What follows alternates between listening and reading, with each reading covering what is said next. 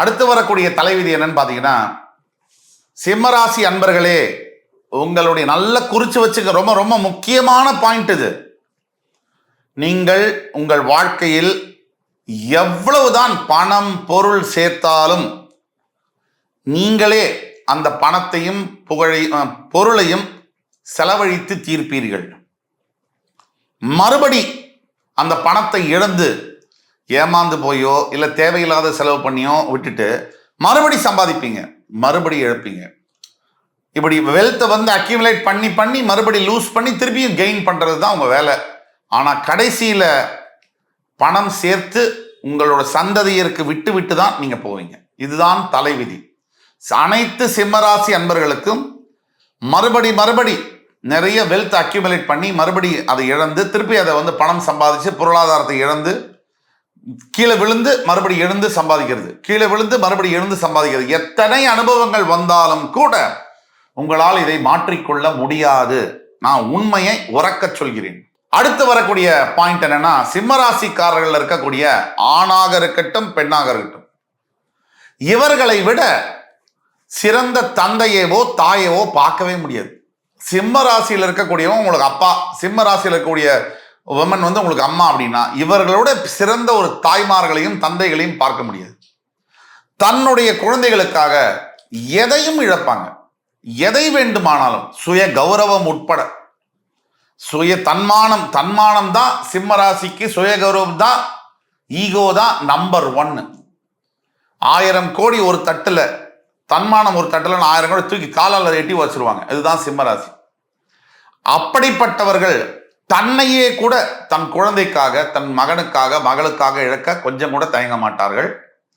தன்னுடைய பெற்ற குழந்தைகளுக்காக எந்த எக்ஸ்டென்ட்டுக்கும் போய் எதையும் செய்யக்கூடியவங்க, அவுட் ஆஃப் த பாக்ஸ் போய் தன்னுடைய எல்லாத்தையும் இழந்து என் குழந்தை நல்லா இருந்தா போறோம் அப்படின்னு நினைக்கக்கூடிய ஒரே ராசி எதுன்னா சிம்மராசி தந்தைகள், சிம்மராசி தாய்மார்கள். இப்ப நாம் சொல்லக்கூடிய தலைவிதி என்பது ரொம்ப ரொம்ப முக்கியமானது. 8ஆம் விதி. உங்களுடைய மிகப்பெரிய தோல்விக்கு காரணம் என்னன்னா, எது காரணமா இருக்கும் உங்க தலைவிதிப்படி அப்படின்னா, நீங்க மற்றவர்களை கண்மூடித்தனமாக நம்பக்கூடிய குணம் இருக்கு இல்லையா?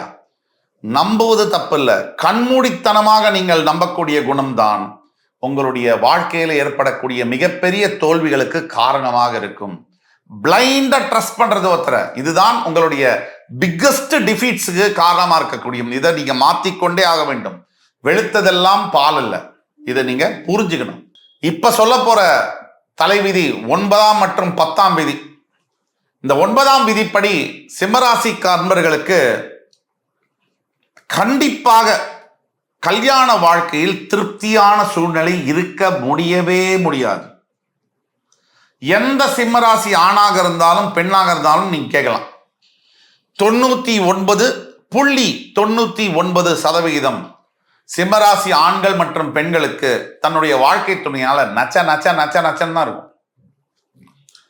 ஒருவேளை ஆண் சிம்மராசினா பொண்டாட்டி இவரை புரிஞ்சுக்கிறதுக்கு வாய்ப்பே கிடையாது.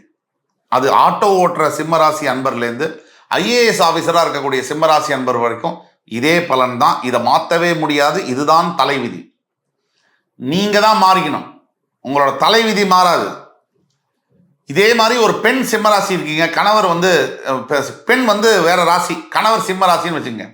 நீங்க தலைகீழ நின்னாலும் நீங்க சொல்றத உங்க கணவர் கேட்க மாட்டார், உங்களுக்கு அடிபணிய மாட்டார், நீங்கள் சொல்வதை புரிந்து கொள்ள மாட்டார். அதே மாதிரி சிம்மராசி ஆணா இருந்து உங்களோட மனைவி வேற ராசி, எந்த ராசியா இருந்தாலும் சரி, உங்களுக்கு கொஞ்சம் கூட ஒத்துழைக்க மாட்டாங்க. நீங்க இப்ப பெண் சிம்மராசியா இருந்தாலும் ஆண் சிம்மராசியா இருந்தாலும் உங்களோட லைஃப் பார்ட்னர் புரிஞ்சிக்கவே மாட்டாங்க. நீங்க இதை தான் பின்பற்ற வேண்டும்.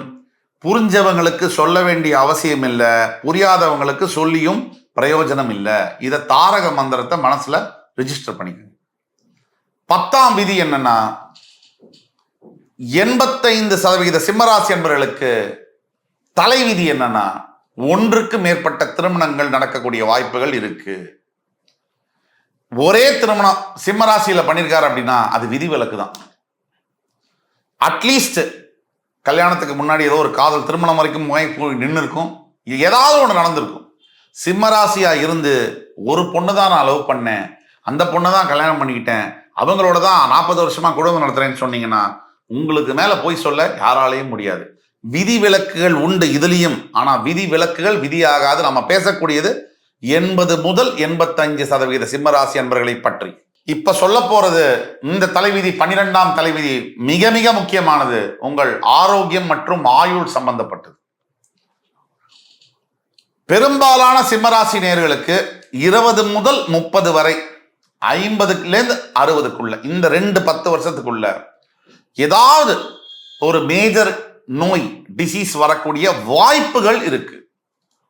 இதை சொல்வதன் மூலியமாக உடனே பயமுறுத்துறோம், தப்பா பேசுறோம், நெகட்டிவா பேசுறோம். நான் கூட பல கமெண்ட்ஸ்ல பாக்குறேன், இவர் சொல்றதெல்லாம் நெகட்டிவா இருக்கு. சரி, நெகட்டிவே சொல்லாம எல்லாமே நல்லா இருக்கும், எல்லாமே சூப்பர், எல்லாமே ஃபர்ஸ்ட் கிளாஸ், எல்லாமே ஃபென்டாஸ்டிக் சொன்னா உண்மையை சொல்லுங்க சார். ஏன் சார் புழுகுறீங்க? ஒரே கஷ்டப்பட்டுக்கிட்டு இருக்கோம். இதுல பாக்குறவங்க சரியில்லையா இல்ல நாம சரியில்லையான்னு தெரியல நமக்கு. ஒரு மனிதன் நெகட்டிவாவும் பேசாம பாசிட்டிவாவும் சொல்லாம நடுவில் எப்படி சொல்ல முடியும்? இந்த அளவுக்கு தற்கொலைகளா இருக்கக்கூடிய பார்வையாளர்களை நம்ம கொஞ்சம் கூட கண்டுக்க போறதில்ல. நமக்கு வேணுங்கிறது அர்த்தமுள்ள ஆரோக்கியமான கமெண்ட்ஸ் மட்டுமே தான். இப்போ சும்மா ஒரு கம்ப்யூட்டர் போன் இருக்குன்னு சொல்லி டப்ப டப்பன்னு அடிக்கிறதுல அதுக்கெல்லாம் நம்ம பதில் சொல்ல வேண்டிய அவசியமே இல்லை. அதனால உண்மையான விஷயம், உங்கள் ஆரோக்கியத்தை 20 முதல் 30 வரை கண்டினியூஸா நீங்க மெடிக்கல் செக்அப் வருஷத்துக்கு ஒரு தடவையாவது பண்ணிக்கிறது ரொம்ப ரொம்ப நல்லது. அதே மாதிரி 50 முதல் 50 வயசுலேருந்து 60 வயசுக்குள்ள இது 10 வருஷங்களும் உங்களுக்கு ரொம்ப ரொம்ப முக்கியமான ஆண்டுகள். உங்களோட ஆரோக்கியத்தில் நீங்க எவ்ரி இயர் மெடிக்கல் செக்அப் பண்ணிக்கோங்க.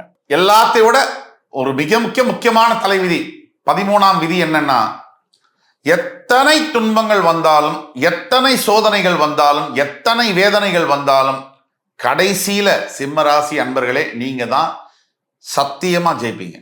இதுல மாற்று கருத்தே வேண்டாம். இதுல சூப்பர் ஸ்டாருக்கு சொன்ன மாதிரியே சொல்றேன், அரசாங்கமே அவங்க பக்கம் இருந்தாலும் ஆண்டவனே உங்க பக்கம் இருப்பார். இதுதான் உண்மை. அன்பார்ச்சுனேட்லி இந்த கடைசி தலைவிதியை நான் உங்களுக்கு சொல்லிதான் ஆகணும். பெரும்பாலான சிம்மராசி அன்பர்களுக்கு இளம் வயதில் கூட பிறந்த சகோதரனையோ இல்ல சகோதரியோ இழக்கக்கூடிய ஒரு தலைவிதி என்பது உண்டு.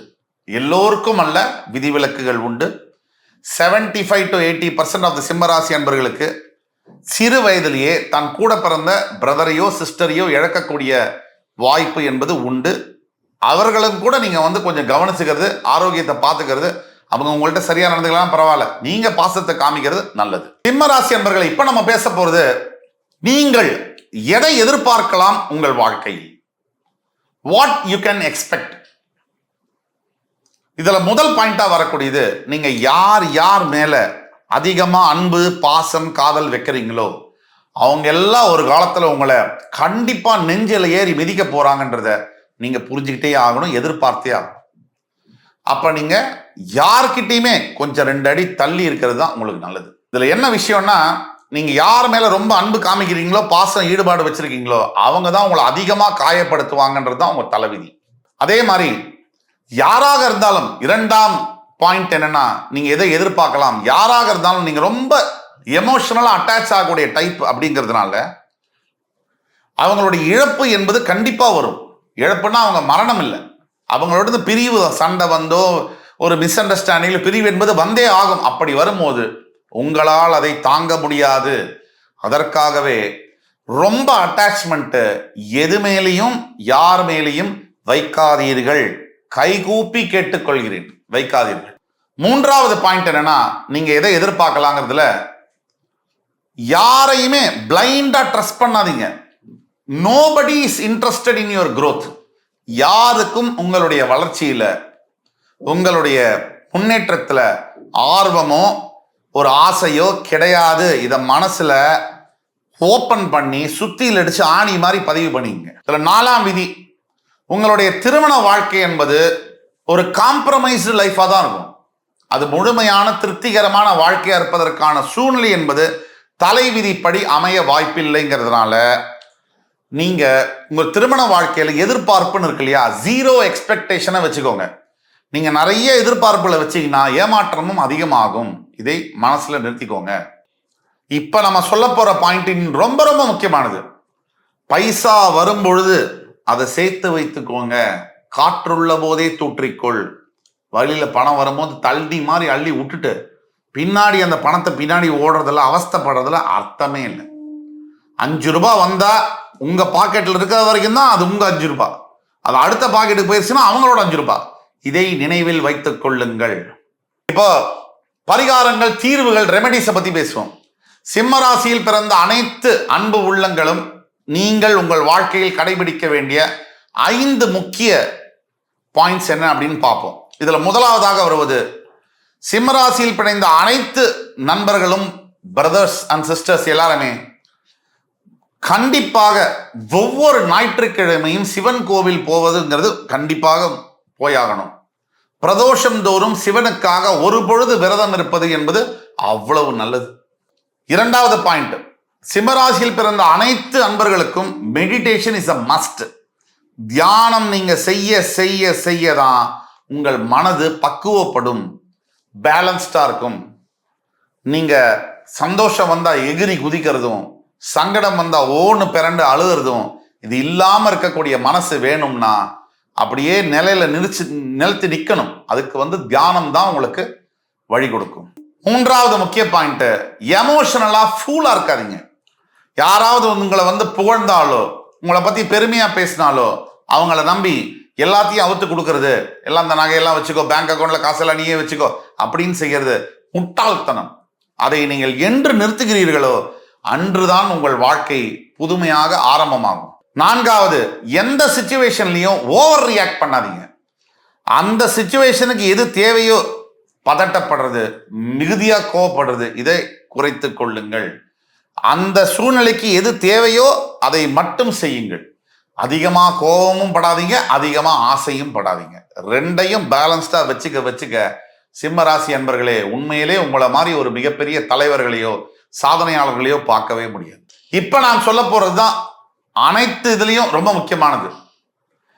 எது எப்படி இருந்தாலும் சிம்ம ராசியில் பிறந்த எனது அண்ணா, தம்பி, அக்கா, தங்கைகளே, சிம்ம ராசிக்காரர்களுக்கு ரொம்ப முக்கியமானது என்ன பாயிண்ட்னா, always victory will be yours. உங்களுக்கு தான் வெற்றி நிச்சயம். ஆனால் அந்த வெற்றியை தக்க வைத்துக் கொள்வதில் தான் ப்ராப்ளம் இருக்கும். அந்த வெற்றியை தக்க வைத்துக் கொள்ள எப்பவுமே you need to keep connected with God. உங்களுக்கு எப்பவுமே இறைவனுடன் தொடர்பு இருக்க வேண்டும். நீங்கள் இறை சிந்தனையை வளர்த்துக் கொள்ள வேண்டும். வாலண்டரி சர்வீஸ், இறை தொண்டு ஆற்ற வேண்டும். உங்களுக்காக யோசிப்பதில் கொஞ்சம் ஒரு 10, 20, 30% அடுத்தவர்களுக்காகவும் நீங்கள் யோசிக்க ஆரம்பிக்க வேண்டும். தன்னலம் இல்லாமல் யோசிக்க வேண்டும். தன்னலம்னா ஒரு ஈகோயிஸ்டிக் இல்லாமல் யோசிக்க வேண்டும். எப்பவுமே நீங்க அடுத்தவர்களுக்கு உதவி செய்றீங்க, ஆனா எந்த இதுவும் இல்லாமல் பிரதிபலன் எல்லாம் வேண்டாம் அப்படின்னு நீங்க கொஞ்சம் மற்றவர்களுக்காக, யாரு உங்க தெரிஞ்சவங்களுக்கு இல்ல, தெரியாத கஷ்டப்படக்கூடியவர்களுக்கு, அவர்களுக்கு யோசிக்கும் பொழுது உங்களோட வாழ்க்கையில் மிகப்பெரிய மாற்றங்கள் நிகழும். என் அருமை மிகு சிம்மராசி அன்பர்களே, இந்த வீடியோ உங்களுக்கு பயனுள்ளதாக இருக்கும் என்பதில் எள்ளளவும் சந்தேகமில்லை. இதை விட இன்னும் சிறந்த சிறப்பு தகவல்களுடன் அடுத்து வரும் காணொலியில் உங்கள் அத்துணை பேரையும் சந்திக்கும் வரை உங்களிடமிருந்து விடைபெறுவது உங்கள் சுபாஷ் பாலகிருஷ்ணன். நன்றி, வணக்கம், வாழ்க வளமுடன்.